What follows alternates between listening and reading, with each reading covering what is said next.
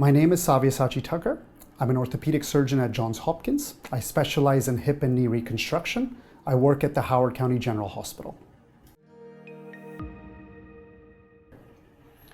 So there are several different reasons for undergoing knee replacement surgery. Arthritis is the most common reason in which there is wear and tear of the various surfaces, which is the cartilage in the joint. But the joint is comprised of more than just the cartilage. We also have ligaments and tendons, and we have the meniscus shown here in blue.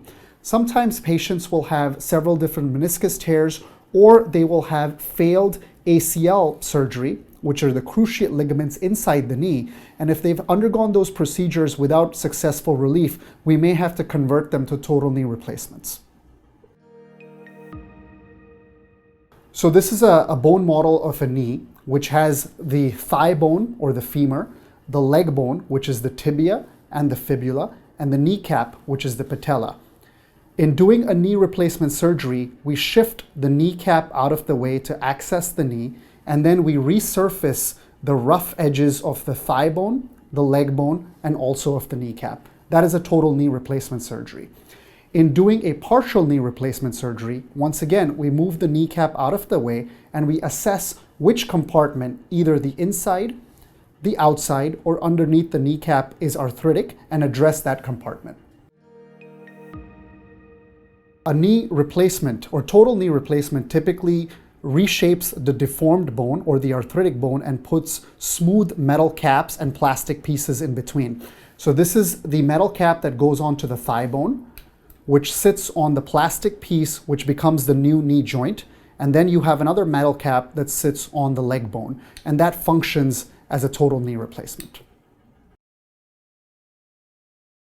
We believe in multimodal pain control. We do not rely on just one agent, but we have a combination of agents such as anti-inflammatories, nerve-related medications, opioids, nerve blocks to help patients recover faster from their procedures and to also try and achieve pain control before these procedures. The recovery after surgery is customized to each patient. Most patients will recover in about 6 to 8 weeks after surgery. They're up and walking the very same day, but they need a period of about 6 to 8 weeks to work with physical therapy. After that, they're gradually brought into their activities of daily living and further on onto their sports-related activities. After knee replacement surgery, they typically have a very standard protocol to help patients achieve an active, healthy lifestyle. They use various devices like the anti-gravity or zero-gravity treadmill. They also have aqua therapy, which is water-based exercises, so that the patient's joints are not terribly loaded while they perform strengthening activities.